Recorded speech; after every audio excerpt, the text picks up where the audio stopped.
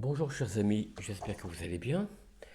Donc ici tout se passe bien. Je vous invite alors pour les nouveaux bien sûr, hein, vous les anciens, vous allez me dire, oui mais Raymond tu rabâches. Ben non mais je suis obligé de le dire parce que les nouveaux à qui je souhaite la bienvenue, naturellement bien sûr.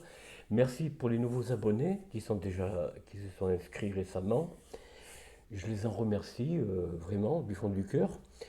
J'invite les nouveaux à s'abonner et à ceux qui ne l'ont pas fait encore, qui regardent depuis un certain temps mes vidéos, eh bien de le faire. Ça prend quelques secondes. Donc abonnez-vous, partagez cette vidéo, mettez un pouce surtout, hein, mettez un pouce, alors comme vous voulez, en haut, en bas, peu importe. Hein. Mettez-moi un pouce s'il vous plaît. C'est très important pour les algorithmes de YouTube et de faire connaître la chaîne. Si vous voulez que je raconte encore, que je vous raconte et que je vous donne des bons éléments historiques, notamment en ce moment, auxquels nous faisons face ensemble. Alors surtout, partagez cette vidéo, je l'ai dit, mettez un pouce et puis likez bien sûr, hein, évidemment, mais aussi activez la clochette hein, pour les nouveaux comme pour les anciens si vous ne l'avez pas encore fait, afin de recevoir en première diffusion ces vidéos qui apparaissent chaque jour, à peu près aux mêmes heures. Alors aujourd'hui, on va faire une petite interruption sur la dernière vidéo que j'ai faite. Alors c'était laquelle d'ailleurs, je vais regarder avec vous, si vous me permettez, parce que, attendez, qu'est-ce que je fais là? Non, c'est pas ça. On va mettre ça plutôt ici. Alors je vais voir un peu ce que j'ai fait, sur quoi j'étais. Normalement j'ai les références, mais enfin bon, je le rappelle. Alors c'était sur la fin de la convention et les trois glorieuses. Voilà, c'est ça, les trois glorieuses. Alors, nous allons faire un petit tour d'horizon un petit peu sur ce qui a précédé la révolution dite du pays des fromages ou du royaume franc, si vous me permettez. Alors, je vais vous dire pourquoi je fais une petite convention suite et fin, puis les trois glorieuses. Alors, on va s'arrêter là aujourd'hui. Pour ce qui est on va s'arrêter, non. On va poursuivre sur un autre registre, sur une révolution qui s'est faite en trois étapes, qui se trouve l'autre côté de la Manche, hein, c'est-à-dire le pays des Angles, on va dire l'Angleterre. Allez, je sais que YouTube n'aime pas trop qu'on donne le nom des pays, mais tant pis. Alors, on va faire un petit tour sur ce qui s'est passé exactement un siècle plus tôt, de 1788 à 1789, dans le pays du royaume franc, qui a donné naissance à la révolution dite du pays des fromages, n'est-ce pas? Alors cette révolution a eu un antécédent, même trois antécédents, en Angleterre. Alors je vais commencer par la première révolution anglaise, qui est celle qui dit tout, qui finalement, dans le royaume franc, la révolution dite du pays des fromages, imitera, à propos de la mort du roi Louis XVI. Vous allez comprendre. La première révolution anglaise, donc, je l'ai dit, la Grande Révolution, elle est appelée ainsi.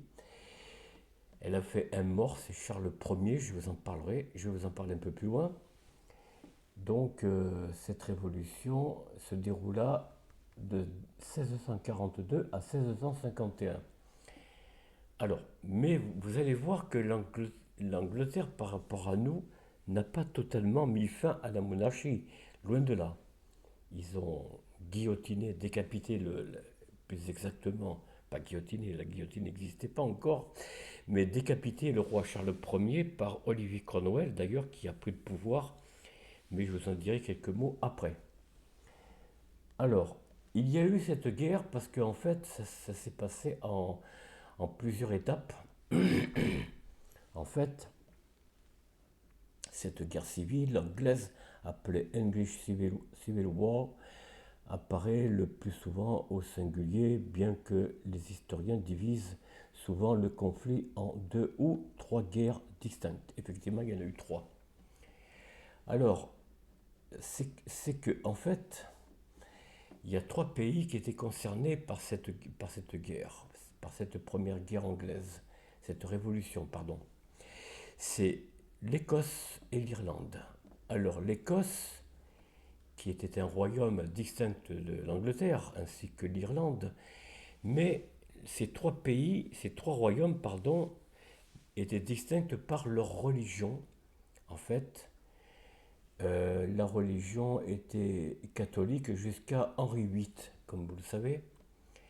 Mais même Henri VIII a subi la montée d'un parlement qui, pas son début de règne, hein, bien sûr, mais un peu plus tard, un parlement qui s'opposa souvent à l'augmentation des impôts du royaume dont Henri VIII était bien sûr le chef. Le chef incontesté, puisqu'il faisait tuer pas seulement ses maîtresses, mais aussi ses opposants, n'est-ce pas? Mais même Charles VIII a eu un parlement de plus en plus important et imposant, mais nous allons y revenir. On va dérouler un petit peu les choses, l'historique. Alors, je l'ai lu un petit peu avant pour procéder à l'histoire que je vous raconte. Alors, en réalité, ça commence en août 1642. Donc le royaume d'Angleterre, royaume d'Écosse et royaume d'Irlande. Alors c'était trois royaumes. Le royaume d'Irlande était catholique, mais catholique du Vatican, hein, vraiment catholique, catholique, catholique. L'Angleterre était catholique anglicane, c'est-à-dire la religion imposée par Charles VIII, je l'ai dit tout à l'heure. Henri VIII, pardon, Henri VIII, dit le roi sanguinaire, hein, comme vous le savez. On l'appelait aussi Barbe Bleue. Bon, après, il y a eu des scènes, des films, des scènes de théâtre, et même un opéra portant le titre de Barbe Bleue. En fait, allusion à, à Henri VIII, décidément Charles VIII, non, Henri VIII. Alors, qu'est-ce qui s'est passé exactement? La victoire des parlements s'est faite, en fait, par étapes successives. On va dire, le roi, lui, Charles... attendez. Alors là, je me confonds un petit peu. C'était Charles II au début, hein, pardon. Charles Ier, il y a eu Charles Ier d'abord. Charles Ier qui avait son parlement, le parlement royal qui nommait et dissolvait à souhait, selon ses volontés. Charles II, lui, n'a pas pu régner. Charles II est parti en exil. Bon, c'est le fils de Charles Ier, comme vous le savez. Alors ces guerres se sont faites à propos des influences religieuses, tout d'abord. Parce que, en fait, l'Écosse n'accepta pas que l'Angleterre imposât. Bon, elle voulait bien un roi, l'Écosse, hein, mais elle ne voulait pas que l'Angleterre imposât sa religion anglicane, on va dire catholique anglican, ou chrétien anglican, comme vous voulez, pour les puristes catholiques, notamment du pays des fromages, qui eux, bon, ne sont pas d'accord avec le terme catholique anglican. Mais bon, c'est une autre histoire. C'est l'histoire de la guerre des clochers, hein. Bon, et l'Irlande qui, elle, était catholique selon l'expression du Vatican, c'est-à-dire du pays des fromages ou du royaume franc. Donc c'était la même religion, hein, entre l'Irlande, le royaume franc et le Vatican, c'était la même. L'Angleterre, non. Depuis Henri VIII, c'est devenu anglican. Donc séparation du Vatican, avec le Vatican. Ayant ses propres évêques, ses propres prêtres, curés, d'ailleurs même des femmes, je crois. Hein, non, peut-être pas des femmes encore, mais bon, il y avait des hommes, surtout des hommes. Bon. Alors je déroule alors, la terminologie, guerre civile, je l'ai dit. J'abrège un peu parce que c'est assez long quand même, hein. Voilà, il y a eu la guerre des trois royaumes, comme je vous l'ai dit, hein, Angleterre, Écosse et Irlande. Alors, c'est une série imbriquée de conflits qui se déroulèrent dans les royaumes d'Écosse, d'Irlande, entre 1639 et 1651, alors que ces trois pays étaient sous le régime personnel du même monarque, Charles Ier d'Angleterre, de 1625 à 1649. Bon, on va pas aller plus loin. Et ces guerres, comme je vous l'ai dit, se sont faites par rapport aux monarques de ces trois pays qui avaient une religion distincte. Hein, je vous l'ai dit, Angleterre anglican, catholique ou chrétien anglican. L'Écosse, je dis quoi, c'était protestante, qui gagnera l'Angleterre, comme vous le savez par la suite, avec Marie Stuart, Marie Stuart, oui, mais enfin, il y a eu un premier. Bon, on va y arriver.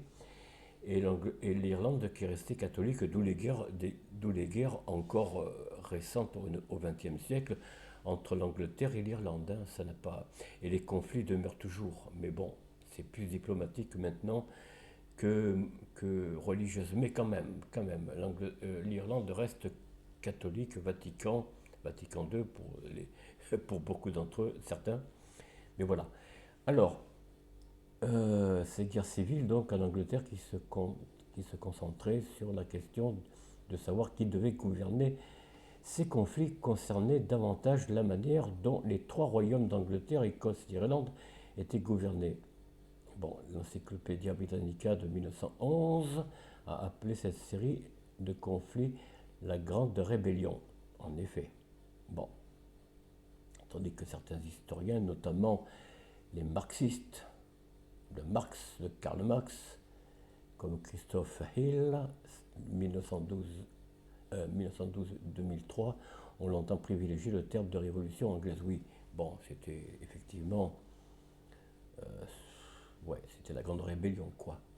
Voilà, qui mettra fin à Charles Ier, je crois que je l'ai dit tout à l'heure, rôle constitutionnel du Parlement anglais. Alors, jusqu'à la Révolution d'Angleterre, l'Angleterre était une monarchie absolue, donc, je l'ai dit, de jure en latin, jurer, de jurer, le Parlement anglais était un comité consultatif temporaire, hein, je vous l'ai dit, qui était convoqué et dissous à volonté par le monarque. Bon, peu importe.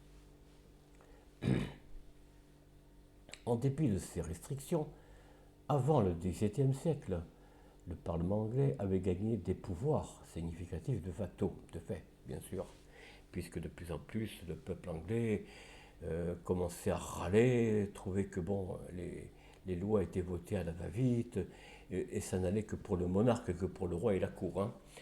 Et d'ailleurs, le roi s'en amusait, il s'en amusait carrément, hein, et se moquait un peu du peuple, bon, dont il était pourtant le représentant. Alors, nous arrivons rapidement à Henri VIII, pardon, excusez-moi.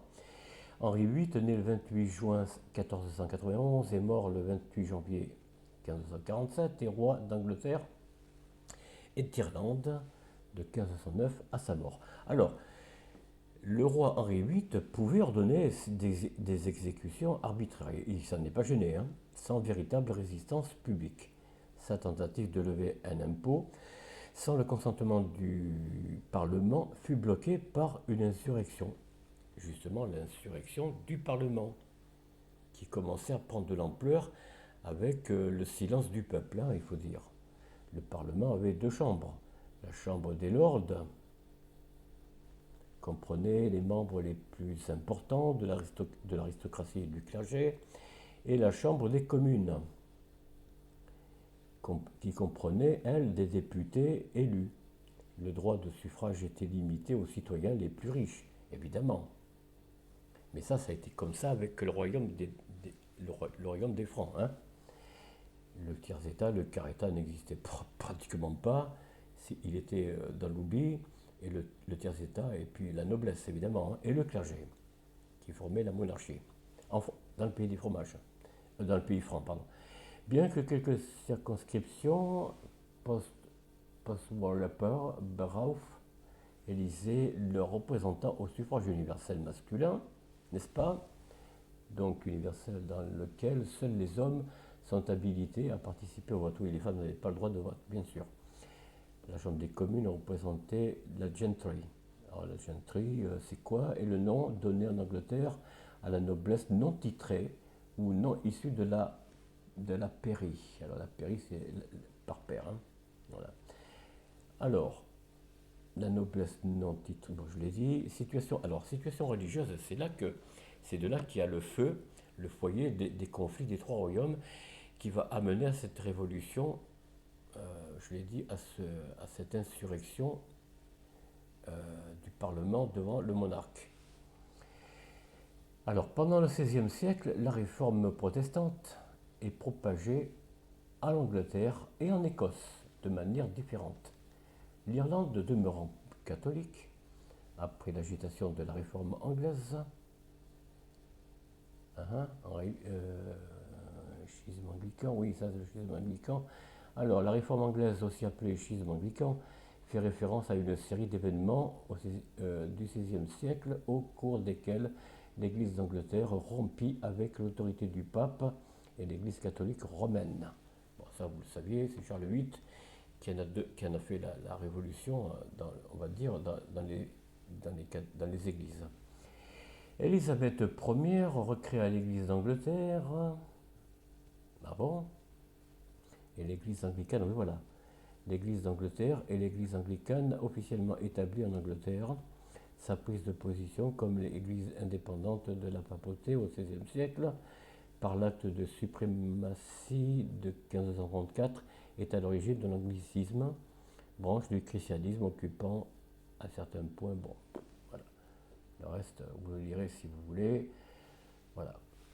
Alors, mais le protestantisme viendra un peu plus tard. Elle sera pas force. Elle n'est pas majoritaire en Angleterre, je rappelle. Oui, pardonnez-moi. Oui, le protestantisme, même s'il y a une branche importante en Angleterre, mais c'est quand même l'anglicanisme qui continue en Angleterre je crois, en 2024 là, continue à mener l'ensemble de la religion sur le royaume d'Angleterre. Bon, arrivé au pouvoir des Stuarts. Ah, et c'est là que vous allez comprendre que les protestants arrivent au pouvoir en Angleterre. Et c'est de là qu'aura lieu ce soulèvement du Parlement et la mort de Marie Stuart, comme vous le savez.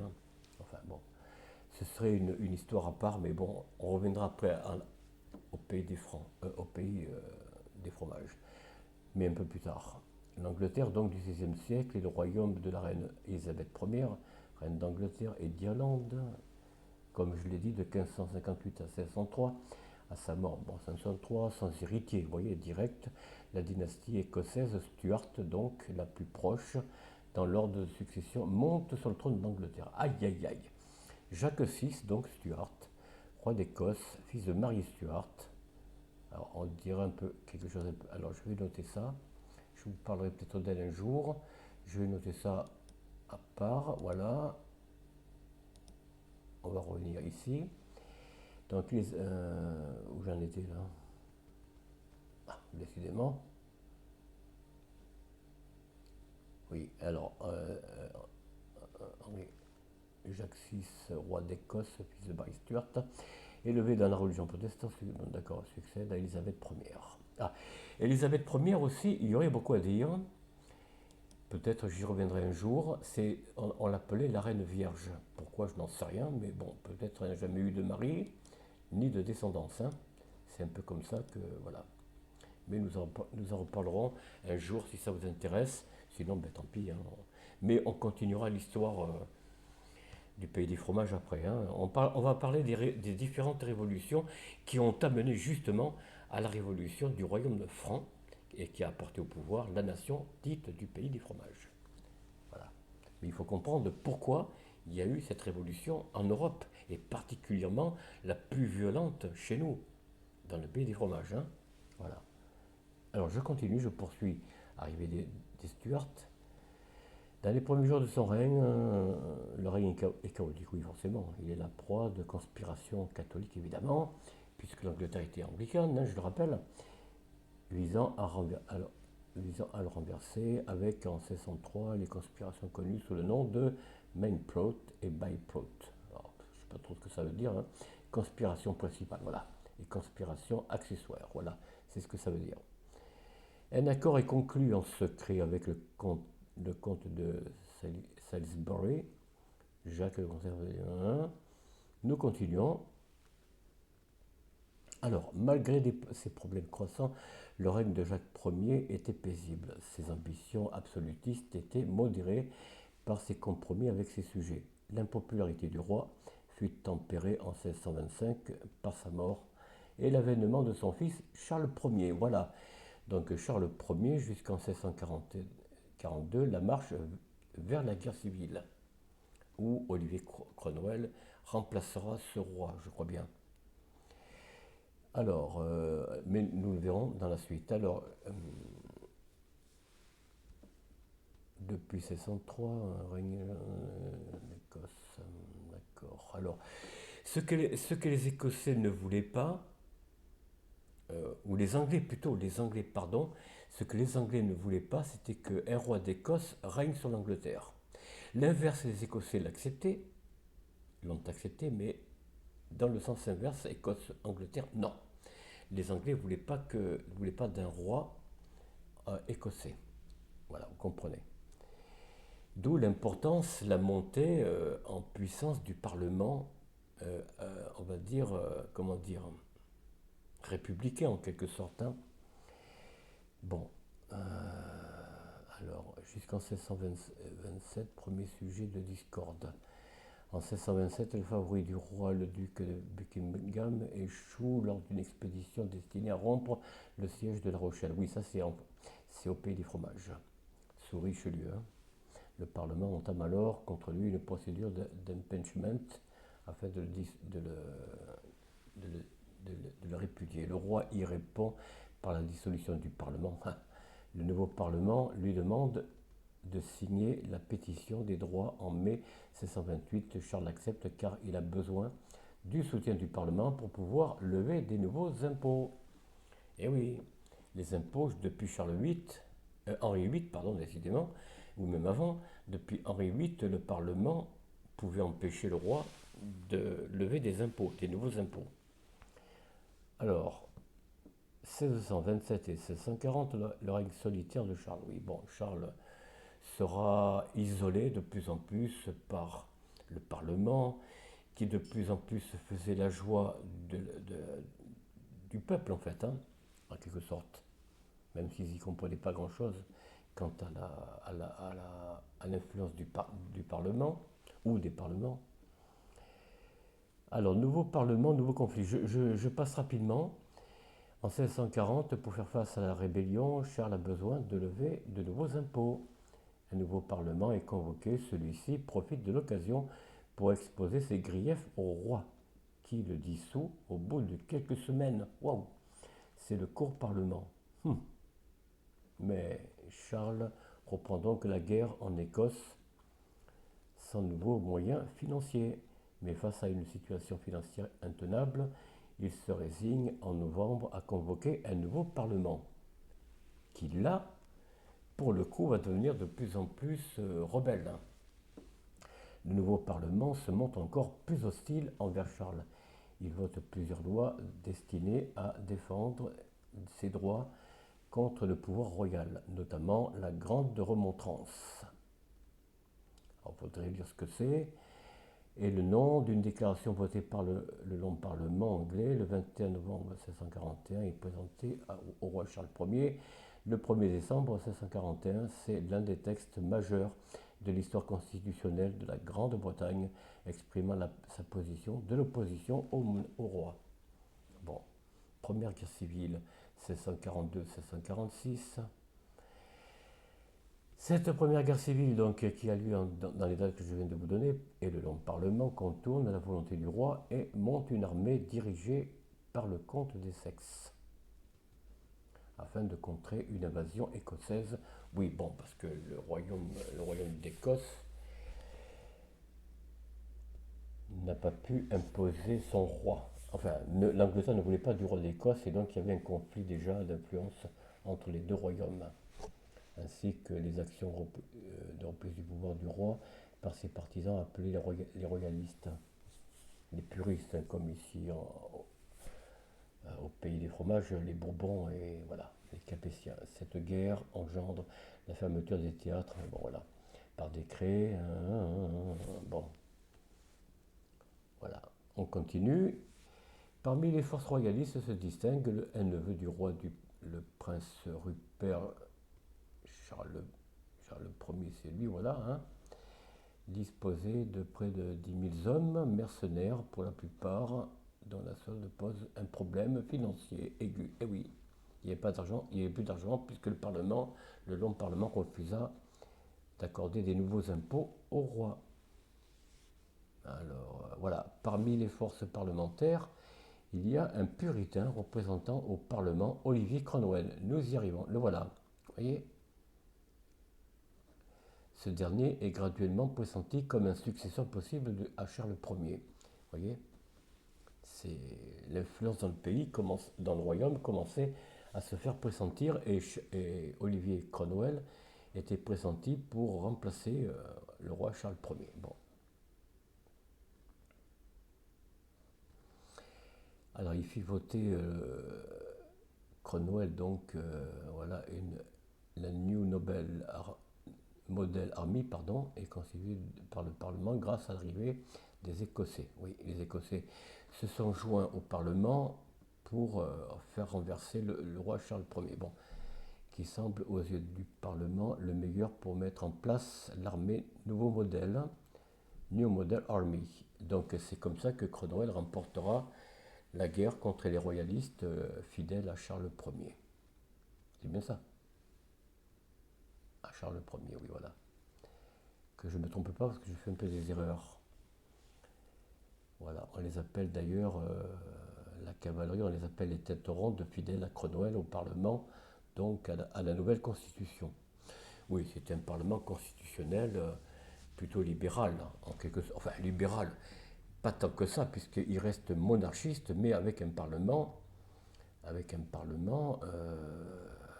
nouveau modèle, quoi. Voilà. Vous voyez, Parlement d'Angleterre donné aux puritains partisans du Parlement d'Angleterre, voilà, dirigé par Olivier Cromwell, leur ennemi, les royalistes. Bon. Alors, deuxième guerre civile, on y arrive, 1648-1649, donc mettra fin au règne du roi Charles Ier, déposé par Olivier Cromwell, comme je vous l'ai dit. Hein. Alors, je ne sais pas qui est Thomas Cromwell, est-ce que c'était avant ou après? Je crois que c'est après, lors de la douce révolution qui aura lieu après, un peu plus tard, un siècle avant la révolution du royaume franc, je le rappelle. Hein. Alors, nous, ici au Pays des Fromages, c'est 1788-89. 1788, c'est les. C'est les. Comment ça s'appelle par le Parlement de Paris Enfin, j'y reviendrai. Bon. Et 1789, c'est la propre révolution. Et en Angleterre, c'est en 1688-1689, un siècle plus tôt, comme je vous l'ai dit. Comme je viens de vous le dire il y a quelques secondes. Alors, John Pym, alors lui, c'était un proche. Voilà, John Pym est un parlementaire anglais né en 1584 à Bimore, Somerset, est mort le 8 décembre 1643 à Derby House. Il a été l'un des principaux opposants au roi d'Angleterre, Charles Ier d'Angleterre, donc devenant en 1628 l'un des rédacteurs de la pétition des droits, etc. On peut y regarder, on peut jeter un coup d'œil. Non, zut, c'est pas ça. Je viens de le dire. Je vois très mal en plus, j'ai une mauvaise vue.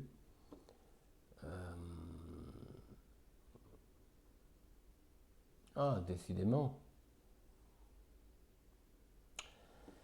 Bon sang, bon sang, bon sang.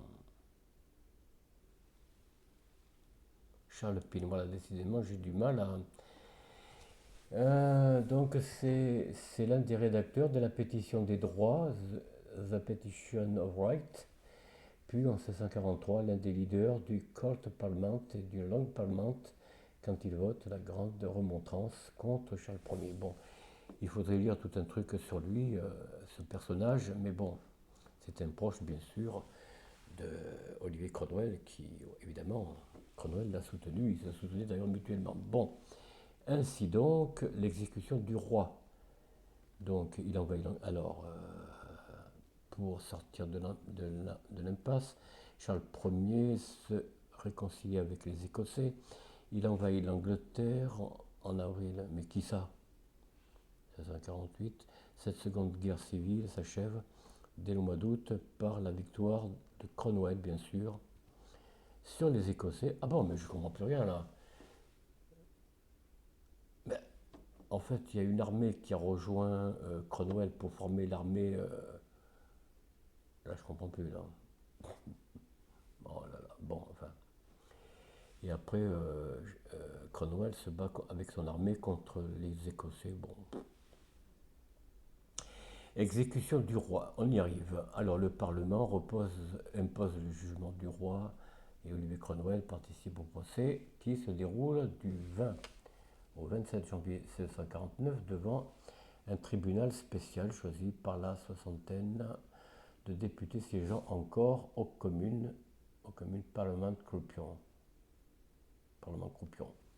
La condamnation de Charles Stuart pour haute trahison est acquise d'avance. Cromwell et d'autres personnages importants du pouvoir signant la condamnation à mort du roi Charles.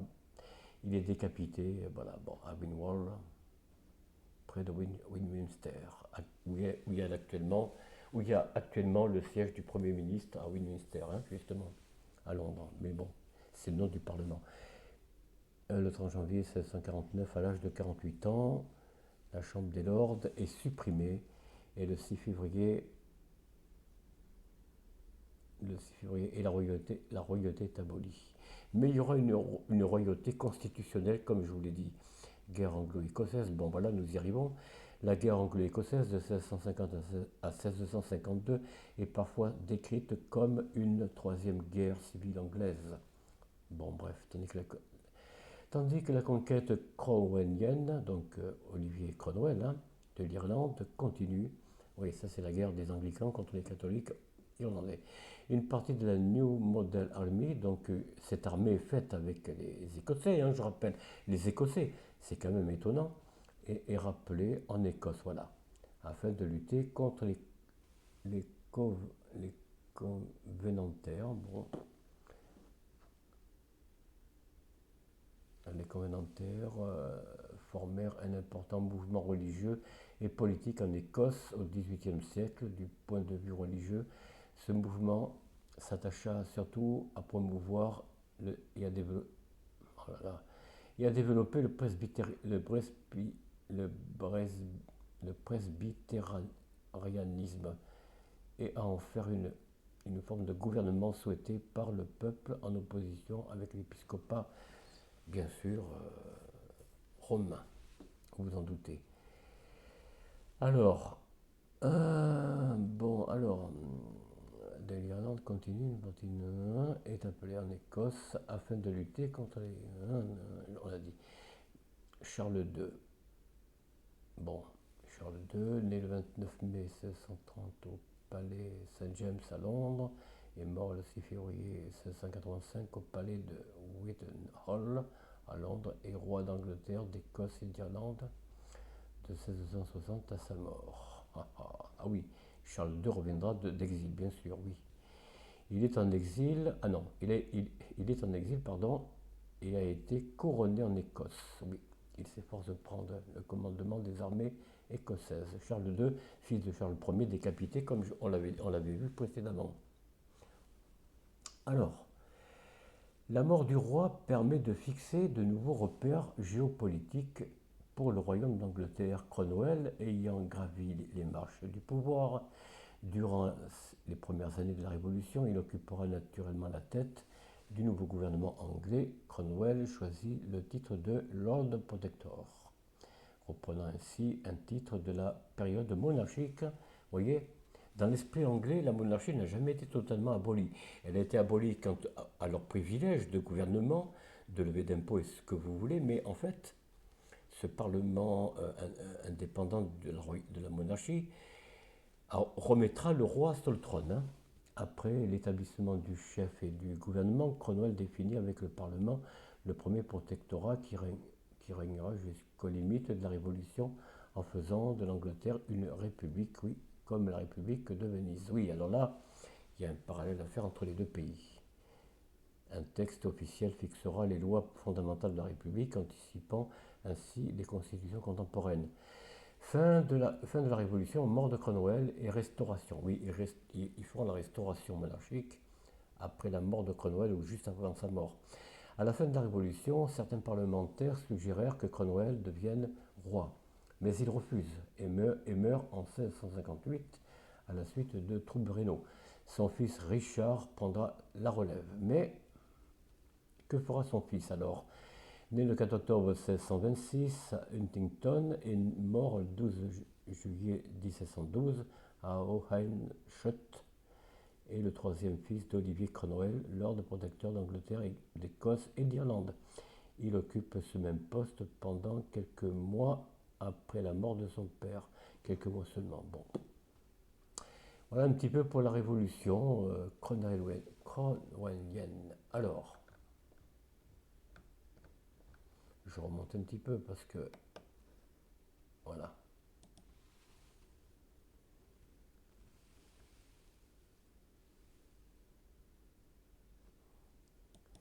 Guerre civile anglaise, c'est quoi ça? Alors, ouais, bon. Il y a plusieurs étapes, hein, évidemment.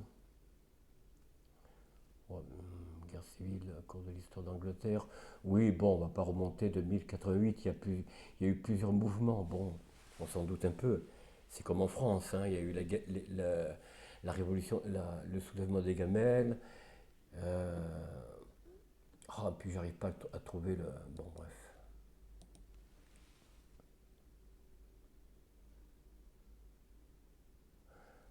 Première révolution anglaise, ça on l'a dit.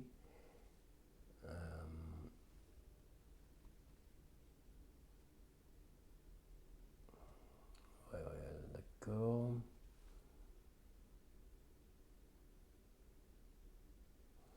Je parcours quelque chose là pour demain. Je vous parlerai de la seconde partie de la révolution, comment dire, d'Angleterre, qui donnera des idées, comme vous le saurez, vous allez le savoir, euh, comment dire, à la révolution dite du pays des fromages, n'est-ce pas?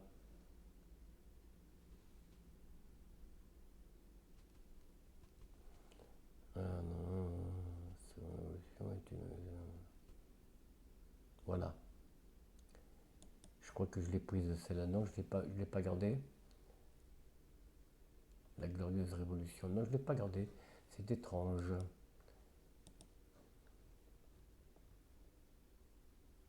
Exil, résistance et débarquement. Alors on ne sait pas quels sont. Voilà, Cromwell. Compromis en Irlande, les crimes de Cromwell partiellement effacés. Oui, évidemment. Révolution ou invasion. Il n'y a pas grand-chose. Hein. Ils sont très, très, très.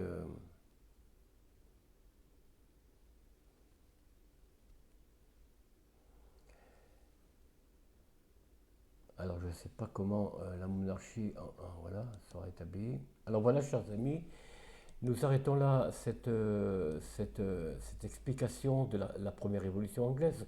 Enfin, la première importante, en fait, le soulèvement. Hein. Guerre civile, c'est plutôt une guerre civile qu'autre chose, dû, comme je vous l'ai dit, aux influences religieuses, hein, presbytériennes pour ce qui est d'Écosse, anglicanes d'Angleterre et catholiques l'Irlande. Tout ça n'a pas fait beau ménage, et même encore aujourd'hui, il y a parfois plus ou moins des petits conflits diplomatiques entre ces deux pays, notamment. L'Écosse et l'Angleterre s'entendent relativement bien. Par contre, l'Irlande et l'Angleterre, c'est un peu chaud. Nous en reparlerons lorsqu'on arrivera à la diplomatie de notre période 2024 du 21e siècle et expliquant un petit peu les guerres qui ont eu lieu au XXe siècle. Mais bon, pour l'instant, et ça c'est dans le lointain, je vous l'expliquerai si ça vous intéresse. Je vous donne des suggestions, chers amis. À vous de me dire ce que vous voulez que je développe avec vous. Dites-moi de quel sujet vous voulez que je vous parle, pour être plus précis et un peu plus spécialisé dans ces domaines. J'espère que cette vidéo vous a plu, chers amis. Je vous souhaite une très très très bonne journée sur vos lieux de travail, en famille, entre amis, comme je le dis souvent. Soyez heureux, portez-vous bien. On se revoit bientôt. Au revoir.